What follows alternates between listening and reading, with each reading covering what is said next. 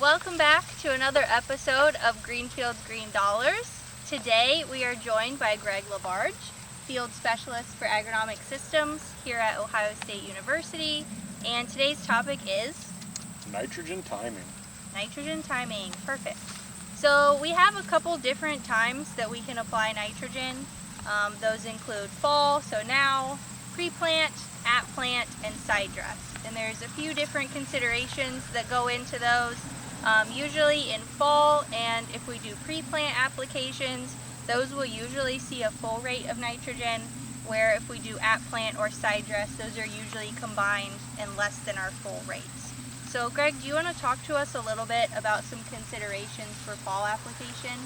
Yeah, I think for fall application, it's not something we do commonly here in Ohio, but certainly risk of loss increases because we're so far away from when the plant's going to use it. So putting down the fertilizer with N-Serve or an anhydrous inhibitor, nitrification inhibitor I should say, and then also looking at soil temperature. We want soil temperatures to be less than 50 degrees, which reduces the soil microbial activity that causes that turnover or change in nitrogen.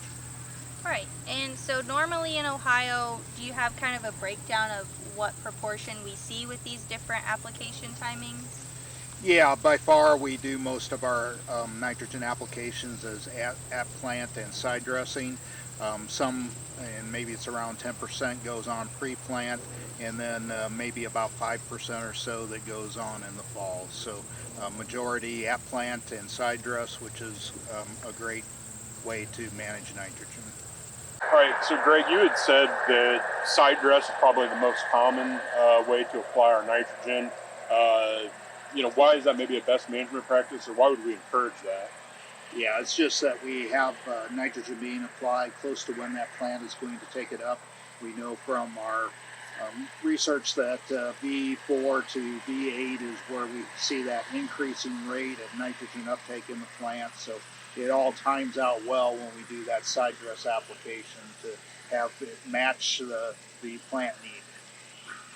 Yeah, and obviously with those fall applications and even some pre-plant, we may have some losses if we have wet soils, like we especially do here at Northwest, up here in the Western Lake Erie Basin. What other considerations for conservation do we have with those other timings of nitrogen application? Well, it just, the further away or the longer nitrogen sits in the soil, the more exposed it is to losses. And really, when we talk about our nitrogen rate, that's a lot of what we do is try and manage losses in that rate calculation. It's not very obvious, but we're trying to minimize what we lose to the environment so that we can maximize what ends up in the crop. Right, that makes sense. Clint, I'm sure you have some data on this to share with us today. Do you want to get into some of that? Yeah, so we're going to again look at the Illinois Precision Conservation Management data. And they had different application methods, so fall applied, mostly pre-plant, mostly side dress, a 50-50 mix of pre-plant and side dress, and then a three-way split. And so the neat thing that they did is they calculated nitrogen use efficiency. How many pounds of nitrogen did it take to produce that bushel of grain? They also accounted for any nitrogen that would have been applied in a MAP or DAP application. So that was accounted for as well in this. And the mostly pre-plant and mostly side dress actually had the best nitrogen use efficiencies. Those did better than the fall applied. But the 50% pre, 50% side dress and the three-way splits were pretty close. But mostly pre-plant and mostly side dress were the two best. Side dress was at 0.9 pounds N per bushel. When we think about our nitrogen cost, again, those two had the lowest nitrogen cost. So our mostly side dress at $95 nitrogen, mostly pre-plant at $96, and our others went up. Our most expensive was actually that split 50% pre, 50% side dress. But when you get to the bottom line, which one was more profitable or the most profitable? The best returns to operator and land were in that mostly pre-plant at $370 an acre, whereas mostly side dress was at $362. And so those were better than our fall applied. And so that kind of again goes back to better nitrogen use efficiencies and a little bit better returns on those that we were, putting that nitrogen on closer to when they needed it. I think that it's interesting, our different splits are a three-way split. Those, had some higher costs, probably especially when you start thinking about making an extra pass across the field and your application or your power costs are going to increase. So that could be part of the reason why those maybe weren't as profitable, just maybe a little bit more complex. So.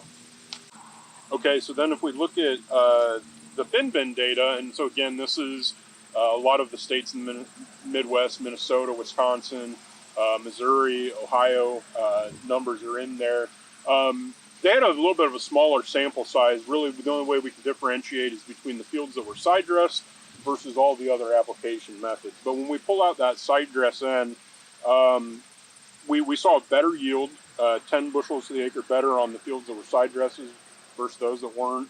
Our total fertilizer cost, what was up in that scenario, but again, could be a lot of different factors that went into that.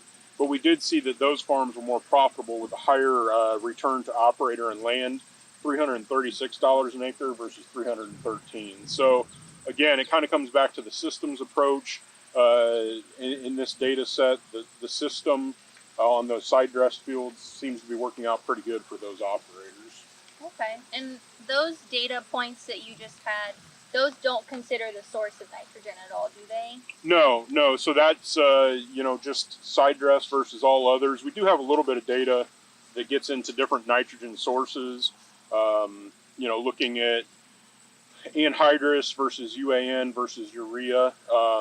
And so in that scenario, the anhydrous and the UAN were pretty close to the same in yield at 202 and 200 bushels the acre respectively.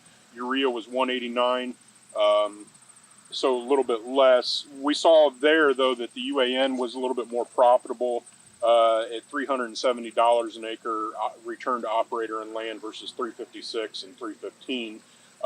And again, maybe that doesn't tell the whole story. There's obviously going to be issues that come into play as far as availability. What kind of fertilizer can you get? In some areas, maybe nitrogen or anhydrous forms are going to be a little bit harder to get. Oftentimes it's said that they're a little bit cheaper, but there's also the factor that it's, a harder product to handle, store. So, if you're using a UAN product, you might be able to take advantage of small on-farm storage and some seasonality to buy that a little bit cheaper, which could impact why that one was maybe the more profitable group. Mm-hmm. And Greg, you did a little bit of research on source, didn't you? Yeah, we did some research in the late 90s, early 2000s here on the Northwest branch, and what we found was there was no differences in yield. It was, very similar as far as the two sources and being able to meet the crop need. Okay, so thank you so much, Greg, for joining us today. Make sure you tune in for episode 5, where we will be talking about MRTN, or the maximum return to nitrogen.